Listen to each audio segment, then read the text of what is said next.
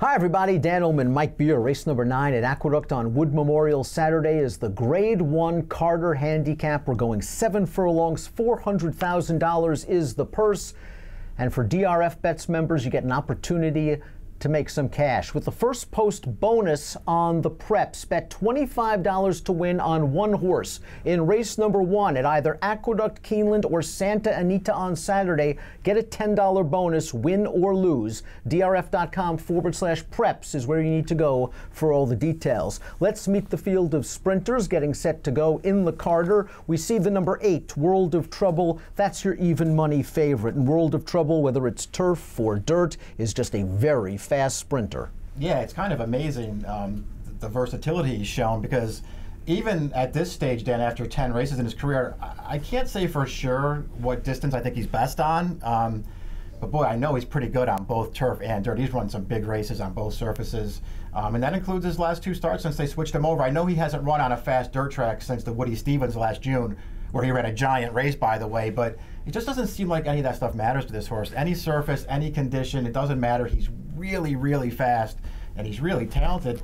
And in this field, I think it's just going to be way too tough for these horses to beat. And last time out in that off-the-turf race at Gulfstream, he beat a nice horse in Recruiting Ready, who's one of the horses to beat in the Commonwealth Stakes at Keeneland on Saturday. And World of Trouble's outside post gives Manny Franco options, as we see from the Timeform US Pace Projector. Personally, I wouldn't fool around and try to take this horse's speed away from him. World of Trouble's best game is when he is on the lead. Skyler's Scramjet's pretty fast as well, and last time out in the Tom Fool, Dylan Davis was on a mission. Yeah, as far as World of Trouble goes, there shouldn't be any options for him. He should just come out of there running and try and wire this field, because that's where he's best. Skyler Scramjet, you're right. I mean, he wound up finishing 4th, beating over 8 lengths in the Tom Fool last time. He ran a lot better than that, though.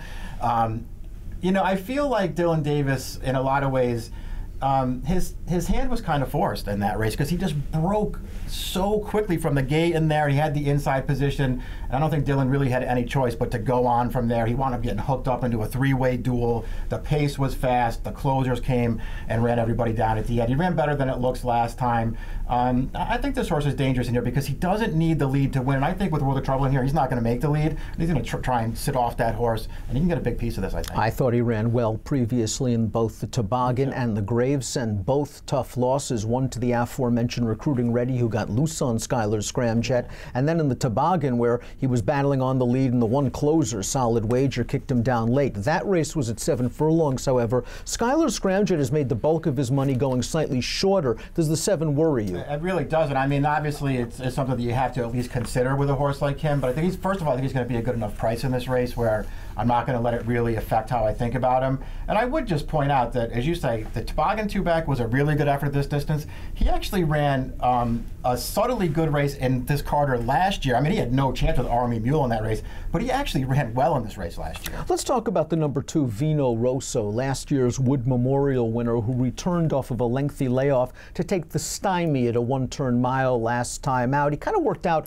one of those 4-wide pace-prompting tracking trips, really didn't save any ground at all, and Vino Rosso didn't change leads in the stretch. He's still a little bit of a goofball, but it was a promising performance first off the layoff to equal his career best Buyer speed figure. Todd had options here. He could have stretched this horse out in the Excelsior. He's going to run him here 7 furlongs. He may need a little bit more pace than what is projected up front, but he is a good horse, no doubt about it. I mean, he really is a good horse, and it's, you know, it's not one of those things where they cut him back to the 1-turn mile last time and you feel like now they're going to stretch him back out, because I don't know that he necessarily has to be a horse who's better going longer. You know, maybe this will all work out for him if they try to make him a 1-turn horse.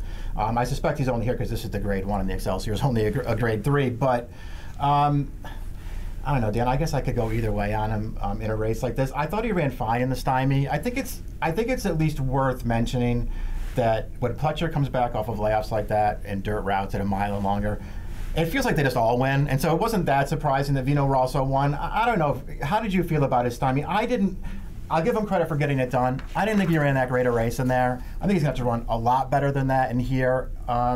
to me, in this race, he's the kind of horse, I'm not trying to beat World of Trouble. I'll try and beat this horse and get other horses in there with the favorite. The ground loss, I don't think, helped him out, considering that and the layoff. I did not like that he didn't change leads in the stretch. And again, he's facing a world-class sprinter in World of Trouble. Let's talk a little bit about Chad Brown's runner, the number 4, Identity Politics. I think you could look at this colt one of two ways. You could say he's only raced 6 times. This is only his second start as a 4-year-old, and he has a world of upside. And then you could say, boy, this horse has a seconditis problem. He's been second 4 of 6 times, and he runs to the level of his competition. Second in the Malibu behind McKinsey, who's going to be the favorite in the Big Cap on Saturday, and then second at odds-on in a non-winners of 1 at Gulfstream last time. Yeah, I mean, listen, he's a pretty good example of all runner-up efforts aren't made the same.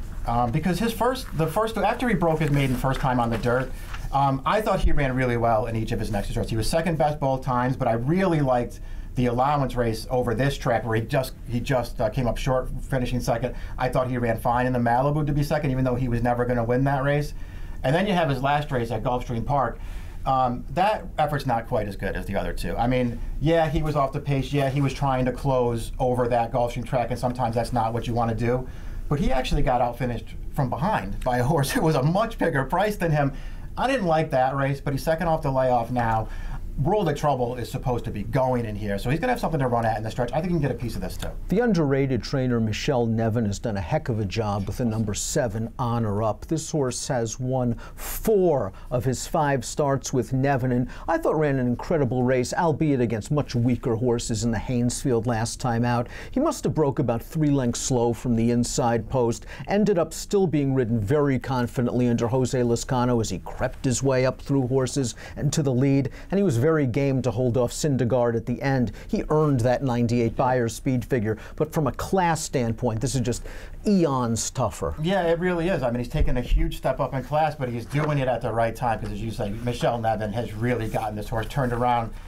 You know, he was the kind of horse who I felt like early in his career had a lot of potential for Bill Mott, and for whatever reason, it just never really happened for him. I think it is worth pointing out that Mott brought this horse back for his 3-year-old debut last year as a New York bred and ran him in the Lexington. So they had high hopes for this horse, and it just, for whatever reason, didn't work out. It's working out for him now. He ran great last time. I liked his win the time before that as well. He can't be compromised by pace in this race. I could see using him underneath. I think it's going to be really hard for him to win this race. I could use this horse underneath, though. Timber Ghost, the number 6, has shown some potential. It's just been tough for Jimmy Jerkins to get him on the track. He's a 4-year-old with only 6 lifetime starts, ran second most recently at Gulfstream. I thought that was a decent prep, and I actually like getting him out to the 7. Yeah. I think his tactical speed works very well in this spot, where if the 5 and the 8 hook up, he can slot in third. The question is whether he's good enough. Yeah, I think all those things are true. I looked at his last race, I think, like you did. I looked at it as a prep. He wasn't that sharp in that race. He didn't run great, but I feel like that Jerkins was using it as a means to an end, maybe to get him to a race like this. And so we'll see if he can take a step forward. He has the 1 win at Belmont at 7 furlongs last year, and it's his top figure of his career, but man, he couldn't have had a softer trip in that race, just walking on an easy lead in that race. They were not going at all in there. He was also on the lead on a day when that's where you had to be to win. I am getting mixed signals from this horse, but he's lightly raced with some talent. The hard-hitting Life in Shambles, the runner-up of the Tom Fool, another one that might have benefited from the hot pace up front. Skyler, Scramjet, as we mentioned, dueled with 2 others. Life in Shambles made a run. Dushare made the last and best run, and they were able to take advantage of that pace meltdown. He is an honest horse, Life in Shambles. I have never thought of him as a grade 1 horse. No, me neither, especially at 7 furlongs. I just don't think this is really his game. He took advantage last time to get a big piece of the Tom Fool. I don't think he's going to be able to get a piece of this, but who knows? Maybe this race will fall apart for him, too. I wonder if Sir Ballantine maybe can get a piece. I think he's in sneaky good form for Danny Gargan. I do believe a win is out of reach, but I wouldn't be surprised if he comes with a run and maybe makes your super at a very nice price. That was a solid effort last time out at this 7 furlong distance, and he's paired up good races in the past. Yeah, he ran well last time to get it done. This feels like it's way too big a step up in class for him. I mean, he's run really well for Gargan since he got to Aqueduct last February. I mean, one good race after another, especially around one turn, but I mean, I've never thought he was going to be a factor in a Grade 1 race. Well, this is the first stakes race of any kind in his career. He's an ex-claimer. Let's take a look at our top pick for the Grade 1 Carter Handicap. Just think World of Trouble is too fast and too classy for these horses. And if the track remains wet, we are expecting a lot of wet weather on Friday in New York. This horse is perfect on a wet surface. You're going with World of Trouble. Your opinion in the race, though, is to try to knock Vino Rosso out of your single race exotics. Yeah, I mean, if he's going to be the second choice, I'm just going to try and beat him because I didn't really feel like World of Trouble was a horse worth spending a lot of time trying to beat. He just looked too good to me for this field. I'll try and beat Vino Rosso. I'll get Skyler Scramjet in there maybe for a second. I still like that horse. So you're hoping for the two-speed number, perhaps, of 8, 5, 4, and 2. I'm going 8, 2, 7, and 1 in the Grade 1 Carter Handicap, one of several fantastic races at Aqueduct on Wood Memorial Saturday. But make sure to get involved early if you're a DRF Bets member, because we have our first post bonus on Prep Saturdays. Bet $25 to win on one horse in race number 1 at either Aqueduct, Keeneland, Santa Anita. Get a $10 bonus, win or lose. With DRF Bets, it's as easy as ready, set, bet. An approximate post time for the Grade 1 Carter, 5:22 Eastern. Good luck.